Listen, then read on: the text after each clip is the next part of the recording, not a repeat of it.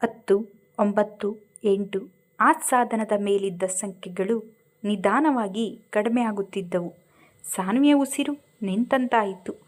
ಅವಳ ಕಣ್ಣುಗಳು ಭಯದಿಂದ ದೊಡ್ಡದಾದವು. ಅವಳಿಗೆ ಏನಾಗುತ್ತಿದೆ ಎಂಬುದೇ ಅರ್ಥವಾಗುತ್ತಿರಲಿಲ್ಲ. ಆದರೆ ರಿಷಬ್ ಮುಖ ನೋಡಿದ ಕ್ಷಣ ಪರಿಸ್ಥಿತಿ ಎಷ್ಟು ಅಪಾಯಕರವಾಗಿದೆ ಎಂಬುದು ಸ್ಪಷ್ಟವಾಯಿತು.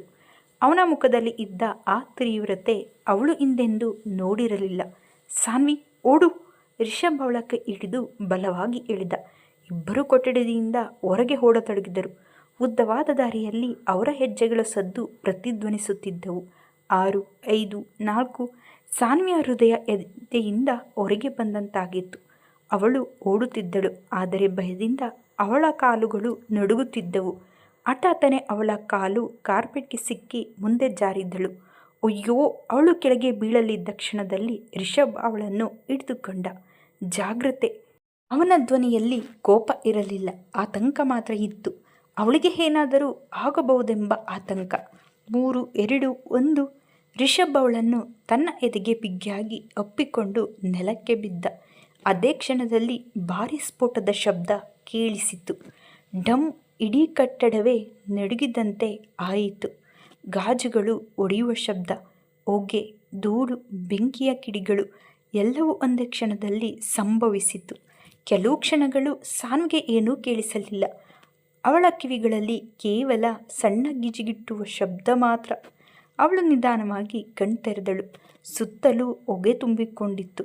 ಉಸಿರಾಡಲು ಕಷ್ಟವಾಗುತ್ತಿತ್ತು. ಅವಳ ಮೇಲೆ ಯಾರೋ ಬಿದ್ದಿದ್ದರು. ರಿಷಬ್! ಸ್ಫೋಟದ ಸಮಯದಲ್ಲಿ ಅವನು ತನ್ನ ದೇಹದಿಂದ ಅವಳನ್ನು ಸಂಪೂರ್ಣ ಮುಚ್ಚಿದ್ದ. ಸಾನ್ವಿಯ ಕಣ್ಣುಗಳು ನೀರಿನಿಂದ ತುಂಬಿದ್ದವು. ರಿಷಬ್! ಅವಳು ನಡುಗುವ ಧ್ವನಿಯಲ್ಲಿ ಕರೆದಳು. ಯಾವುದೇ ಉತ್ತರ ಬರಲಿಲ್ಲ. ಅವಳ ಹೃದಯ ಜೋರಾಗಿ ಬಡಿಯತೊಡಗಿತು.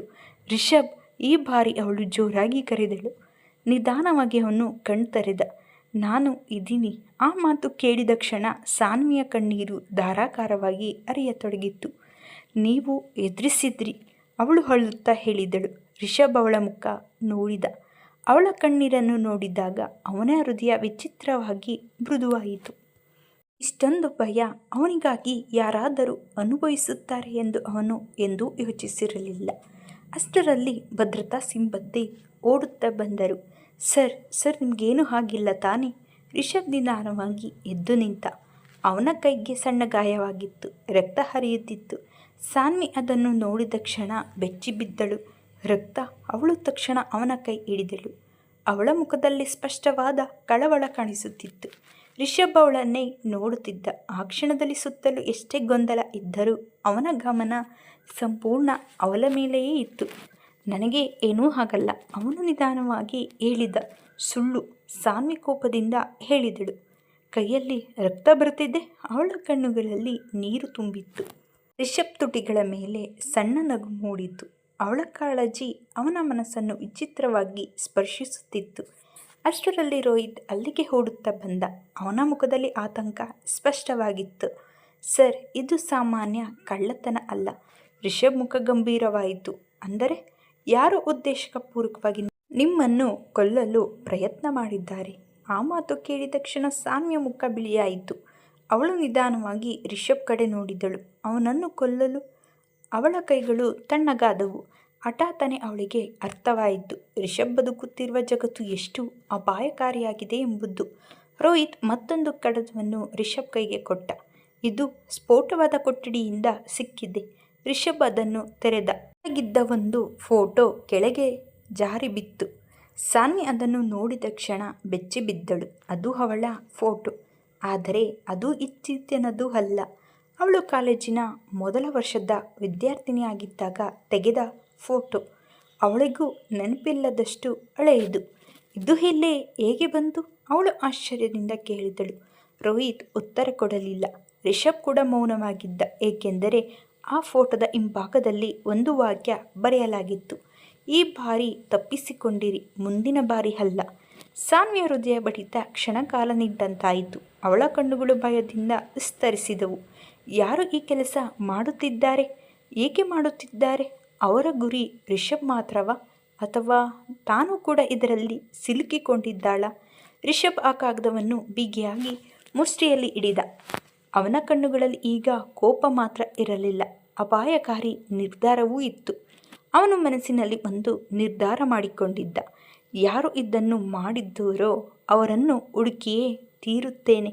ಆದರೆ ಅವನಿಗೆ ತಿಳಿದಿರಲಿಲ್ಲ, ಅದೇ ಸಮಯದಲ್ಲಿ ನಗರದ ಇನ್ನೊಂದು ತುದಿಯಲ್ಲಿ ಕುಳಿತಿದ್ದ ಒಬ್ಬ ವ್ಯಕ್ತಿ ಅವರ ಪ್ರತಿಯೊಂದು ಚಲನವಲನಗಳನ್ನು ನೇರವಾಗಿ ನೋಡುತ್ತಿದ್ದನು.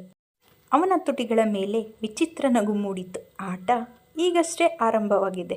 ಆ ರಾತ್ರಿ ನಡೆದ ಸ್ಫೋಟದ ಘಟನೆ ಸಾನ್ವಿಯ ಮನಸ್ಸಿನಿಂದ ಹೊರಕ್ಕೆ ಹೋಗಲೇ ಇಲ್ಲ. ಮನೆಯ ಹಾಸಿಗೆಯ ಮೇಲೆ ಮಲಗಿದ್ದರೂ ಅವಳ ಕಣ್ಣುಗಳಿಗೆ ನಿದ್ರೆ ಬರಲಿಲ್ಲ. ಕಿಟಕಿಯ ಹೊರಗೆ ಮಳೆ ಹನಿಗಳು ನಿಧಾನವಾಗಿ ಬೀಳುತ್ತಿದ್ದವು. ಆದರೆ ಅವಳ ಮನಸ್ಸಿನೊಳಗೆ ಮಾತ್ರ ಬಿರುಗಾಳಿ ಎದ್ದಿತ್ತು. ಅವಳ ಕಣ್ಣುಗಳ ಮುಂದೆ ಮತ್ತೆ ಮತ್ತೆ ಒಂದೇ ದೃಶ್ಯ ಬರುತ್ತಿತ್ತು. ಸ್ಫೋಟದ ಕೆಲ ಕ್ಷಣಗಳ ಮೊದಲು ರಿಷಬ್ ಅವಳ ಕೈ ಹಿಡಿದು ಓಡಿದ ಕ್ಷಣ, ಅವಳು ಬಿದ್ದಾಗ ಅವನ ಆತಂಕ, ಮತ್ತೊಂದು ಕೊನೆಗೆ ತನ್ನ ದೇಹವನ್ನೇ ಕವಚವಾಗಿ ಮಾಡಿ ಅವಳನ್ನು ರಕ್ಷಿಸಿದ ಕ್ಷಣ. ಆ ನೆನಪು ಬಂದಾಗಲೆಲ್ಲ ಅವಳ ಹೃದಯ ವಿಚಿತ್ರವಾಗಿ ಬಡಿದುಕೊಳ್ಳುತ್ತಿತ್ತು. ಭಯವೂ ಇತ್ತು, ಆದರೆ ಅದರ ಜೊತೆಗೆ ಇನ್ನೇನೋ ಇತ್ತು. ತಾನು ಯಾರಿಗೂ ತುಂಬ ಮುಖ್ಯ ಎನ್ನುವ ಭಾವನೆ. ಅದು ಅವಳಿಗೆ ಹೊಸ ಅನುಭವವಾಗಿತ್ತು. ಅದೇ ಸಮಯದಲ್ಲಿ ನಗರದ ಮತ್ತೊಂದು ತುದಿಯಲ್ಲಿ ರಿಷಬ್ ತನ್ನ ಪ್ರೈವೇಟ್ ಕಚೇರಿಯಲ್ಲಿ ಒಬ್ಬನೇ ಕುಳಿತಿದ್ದ. ಅವನ ಮುಂದಿದ್ದ ಮೇಜಿನ ಮೇಲೆ ಹಲವಾರು ಫೈಲ್ಗಳು, ಫೋಟೋಗಳು ಮತ್ತು ವರದಿಗಳು ಹರಡಿಕೊಂಡಿದ್ದವು. ಕೊಠಡಿಯೊಳಗೆ ನಿಶಬ್ದ ಆವರಿಸಿತು. ಗಡಿಯಾರದ ಟಿಕ್ ಟಿಕ್ ಶಬ್ದ ಮಾತ್ರ ಕೇಳಿಸುತ್ತಿತ್ತು. ರಿಷಬ್ ಕಣ್ಣುಗಳು ಒಂದೇ ಫೋಟೋದ ಮೇಲೆ ನೆಟ್ಟಿದ್ದವು. ಅದು ಸಾನ್ವಿಯ ಚಿತ್ರ. ಸ್ಫೋಟಗೊಂಡ ಕೊಠಡಿಯಿಂದ ಸಿಕ್ಕಿದ ಅದೇ ಚಿತ್ರ. ಅವನ ಮುಖ ನಿಧಾನವಾಗಿ ಗಂಭೀರವಾಯಿತು. ಯಾಕೆ ಸಾನ್ವಿ? ಅವನು ತನಗೆ ತಾನೇ ಕೇಳಿಕೊಂಡ. ಯಾಕೆ ಅವಳನ್ನೇ ಗುರಿ ಮಾಡುತ್ತಿದ್ದಾರೆ? ಇಲ್ಲಿಯವರೆಗೂ ಅವನಿಗೆ ಶತ್ರುಗಳು ಇದ್ದರು, ಅದು ಹೊಸ ವಿಷಯವಲ್ಲ. ಆದರೆ ಈ ಬಾರಿ ಯಾರೋ ನೇರವಾಗಿ ಸಾನ್ವಿಯ ಹತ್ತಿರ ಬರುತ್ತಿದ್ದರು. ಅದು ಅವನಿಗೆ ಸಹಿಸಲಾಗದ ವಿಷಯವಾಗಿತ್ತು. ಹಠಾತ್ತನೆ ಬಾಗಿಲು ತೆರೆದು ರೋಹಿತ್ ಒಳಗೆ ಬಂದ. ಅವನ ಮುಖದಲ್ಲಿ ಆತಂಕ ಸ್ಪಷ್ಟವಾಗಿತ್ತು. ಸರ್, ರಿಷಬ್ ತಕ್ಷಣ ಅವನತ್ತ ನೋಡಿದ. ಏನಾಯಿತು? ಒಂದು ವಿಚಿತ್ರ ವಿಷಯ ಗೊತ್ತಾಗಿದೆ. ರಿಷಬ್ ಎದ್ದು ನಿಂತ. ಹೇಳು. ರೋಹಿತ್ ತನ್ನ ಕೈಯಲ್ಲಿದ್ದ ಫೈಲನ್ನು ಅವನ ಮುಂದಿಟ್ಟ. ಕಳೆದ 3 ತಿಂಗಳಿಂದ ಯಾರೋ ಸಾನ್ವಿ ಮೇಡಮ್ ಅವರನ್ನು ಗಮನಿಸುತ್ತಿದ್ದಾರೆ. ರಿಷಬ್ ಕಣ್ಣುಗಳು ಕ್ಷಣಕಾಲ ದೊಡ್ಡದಾದವು. ಏನು? ರೋಹಿತ್ ಮೇಜಿನ ಮೇಲೆ ಕೆಲವು ಫೋಟೋಗಳನ್ನು ಇಟ್ಟ. ಅವುಗಳನ್ನು ನೋಡಿದ ಕ್ಷಣ ರಿಷಬ್ ಮುಖ ಕಲ್ಲಿನಂತಾಯಿತು.